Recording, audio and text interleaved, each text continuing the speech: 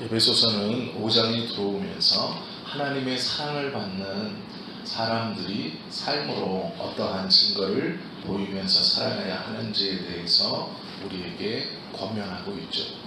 즉 하나님의 사랑을 나의 삶에서 확인하고 싶고 느끼고 싶어서 외부에서 들어오는 인정, 즉 하나님 나의 기도가 응답되고 내 삶이 이렇게 하나님께 복을 받아서 주변의 사람들이 나의 형통함을 보고 하나님이 저를 사랑하시는구나 라고 인정해 달라는 것이 먼저가 아니라 내 안에서 먼저 내 스스로 내가 삶으로 하나님의 그 은혜와 변화된 자의 모습을 실천하면서 하나님이 내 안에 계시고 나를 사랑하시는구나 라는 것을 내적으로 먼저 증거하고 내 스스로 인정할 수 있는 것이 하나님의 사랑을 받고 있다는 제일 먼저 나와야 하는 증거다라고 말하죠.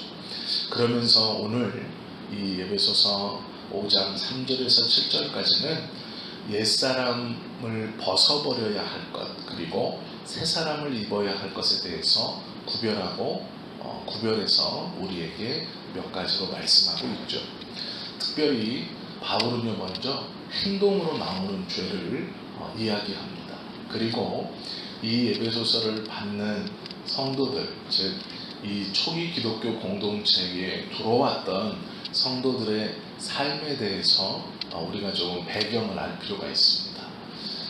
이 예수 공동체, 예수님께서 승천하시고 이제 곳곳마다 교회가 세워질 때 그 상황은 이 나라 저 나라를 가릴 것 없이 모두 다 동성애가 만연하고, 또한 이 어미의, 즉 아비의 첩이, 우리로 말하는 첩이죠, 정실 부인, 즉 자기의 어머니가 아니고 재력이 있는 이 남성들이 3명, 4명을 거느렸던 그 첩들을 아비 몰래 범하고, 또한 그 첩들도 나이가 많은 자기의 남편에게 언제 버림받을지, 자기가 이 남편이 잘못됨으로 어떻게 될지를 알지 못한 상황에서 그 불안함 속에서 그 아비의 아들, 즉 이 집안의 가문의 후계자가 될 아들에게 자기의 남은 생을 의탁해야 됐기에 우리로 말하면 어미이지만 실제적으로는 어머니의 역할을 하지 않고 이렇게 말로는 첩이지만 육체적인 관계를 했던, 그것을 당연시 여겼던, 그리고 그 당시의 풍습상 아들이 한 가문을 이어받으면 아버지의 모든 재산을 이어받는 겁니다.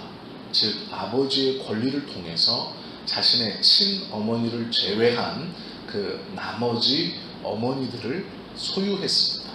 그것이 이 시대에 이 지중해 주변에 퍼져 있던 이 나라 저 나라 가릴 것 없이 모든 나라들에게 퍼져 있는 사회적인 모양이었습니다.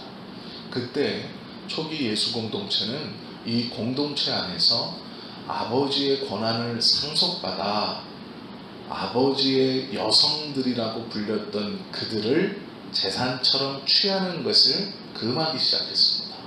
그래서 그들을 어머니로 대우해라 라고 가르치기 시작했죠. 바울이 그 이야기를 하고 있는 겁니다. 그래서 행위에 대해서 음행과 더러운 것과 탐욕, 이것을 하지 말라 이렇게 말하는 것이죠. 단순히 우리가 생각하는 그러한 것이 아니고 그 당시의 시대적 배경을 알면 바울이 왜 이것을 이렇게 먼저 끄집어 놓는지를 우리가 짐작할 수 있죠.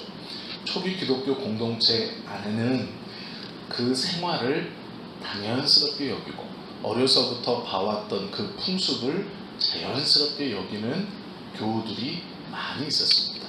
그래서 한 여자를 선택할 것이되 특별히 아버지의 여성들을 한 집에서 함께 데리고 살면 안 된다라고 가르쳤고, 하나님은 남자와 여자를 하나하나로 지으셨으니 너희도 그것을 본받아야 한다고 가르친 것이죠. 그래서 초대 기독교 공동체에서는 이 문제에 대해서 매우 엄중하게 성도들을 가르쳤고 교육했습니다. 그래서 행동을 언급할 때 음행과 더러운 것은 정확하진 않지만 사람들은 도박이나 사기, 거짓말이라고 말합니다. 그러나 이것은 그게 아니고요. 이 아비의 첩이었던 자기의 어머니와 함께 잠자리를 하는 것, 이것을 더러운 것이라고 표현했습니다. 그리고 이 로마인들 중 일부와 이 북쪽, 즉 예루살렘을 중심으로 이 북쪽 지역의 사람들은 동물들과 잠자리를 갖는, 성경에 보면 수간이라고 말하는 것들을 행하고 있었습니다. 고대에서부터. 그래서 그것을 더러운 것이다 라고 표현하고 금하고 있었습니다. 그 행동적인 것으로 바울은 어머니의 이 아버지의 여성이 첩을 취하는 것과 더러운 것, 즉 이 수간을 하지 마라, 이렇게 권면하고 명령하고 있는 것이죠. 또한 탐욕을 함께 묶어서 이야기합니다. 음행과 더러운 것과 탐욕을 금한다. 이렇게 변화받은 사람은 이것을 금해야 한다 라고 먼저는 행위적인 것을 말하고, 두 번째는 입으로 나오는 것, 즉 큰 틀에서 행동을 이야기했다면 이제는 조금 줄여서 입으로 범할 수 있는 죄에 대해서 말합니다. 그것이 4절이죠. 누추한 말이 마땅치 않다. 누추한 말이라는 것은 지저분한 말입니다. 그래서 이것을 음단, 패설 이런 것이죠. 그리고 특별히 여기서의 누추한 말이라는 뜻은 거짓 증언입니다. 즉 내가 보지 않았는데 보았다 라고 말하는 이것을 말하지 말아라 라는 것이고요. 두 번째는 어리석은 말이죠. 어리석은 말은 의미 없는 말을 뜻합니다. 즉 실없는 농담을 하지 마라, 이렇게 이야기하는 것이고요. 희롱의 말이라는 것은 말장난하는 겁니다.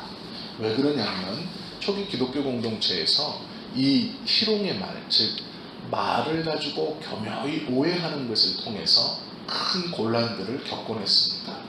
우리가 예수 그리스도의 피와 이 살에 참여한다라는 성찬을 행할 때 이방인들은 이 피와 살을 딱 가져다가 예수 공동체는 어린아이들을 잡아다가 그 어린아이들의 살을 구워 먹고 피를 잔에 따라 나누어 마시는구나, 이건 이교다라고 가르쳤고 멀리했기 때문이죠. 이것이 예수 공동체 안에서 말을 가지고 오해하게 만들고 궁지에 몰았던 아주 어려움을 주었던 말이죠. 그래서 이 어리석은 말, 누추한 말, 희롱의 말, 이것을 금해라 라고 말하고 있다라는 것이죠. 먼저는 행위적인 것을 그리스도인들은 조심해야 된다. 두 번째로는 입으로 나오는 것, 이 말에 대해서 아무런 생각 없이 말하지 말라라고 말하는 것이죠. 다윗은 시편 141편 3편에 보시면 하나님께 기도하기를, 여호와여 내 입 앞에 파수꾼을 세우시고 내 입술의 문을 지켜 주십시오라고 기도합니다. 그만큼 입술의 고백을 하나님께서 파수꾼을 세워서 지켜야 할 만큼 중요한 것으로 서로 생각하고 있는 것이죠.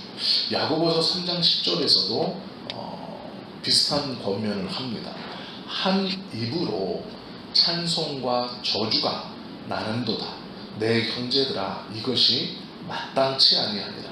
샘이 한 구멍으로 어떻게 단물과 쓴물을 함께 나오게 하겠느냐라고 권면하고 있죠. 입술의 말이 중요한 것을 우리도 오늘 하루 되새겨보고, 또 행위적인 것들도 우리는 지금 옛날처럼 그렇게 아버지의 여자를, 그리고 동물, 이런 개념이 아니고 우리의 생활도 나이가 습관처럼 젖어있는 행위들을 자연스럽게 하고 있는 것은 아닌지, 하나님께서 금하시는 것이고 좋지 않게 보시는 것임에도 불구하고 옛날부터 해왔어, 과거에도 이랬는데 어떻게 바뀔 수 있겠어? 라고 생각하는 그러한 무딘 신앙의 모습이 있다면 오늘 우리의 입술의 말을 다시 한번 점검하는 것과 함께 우리의 생활도 돌아보아야 할 것입니다. 에베소서 5장 오늘 읽으신 본문에 보면 말미에 이 모든 것을 다 가르쳐 뭐라고 결론 내냐면 감사하는 자가 되어야 한다, 감사하는 말을 해야 한다 라고 말하고 있죠. 감사는 성경에서 하나님이 기뻐 받으시는 제사라고 말합니다. 단적인 예로 이런 것이죠. 100%는 아니지만 텔레비전에서 어떤 상을 수상하게 되면 연예인들 중 먼저는 하나님께 영광을 돌리고 감사합니다 라고 말하죠. 이것이 성경에서 표현하는 하나님께서 받으시는 제사라고 말하고 있습니다. 즉 우리의 입술로 먼저 하나님께 어떠한 것에 대해서 감사를 드린다는 것은 하나님이 기뻐 받으시는 제사입니다. 그 고백이 예배다라고 말씀하고 있죠. 시편 50편 14절 말씀 보면 감사로 하나님께 제사를 드리라 라고 말하죠. 감사하는 기도는 또한 응답이 따른다라고 말하고 있습니다. 빌립보서 4장 6절에 보면 이렇게 말씀하죠.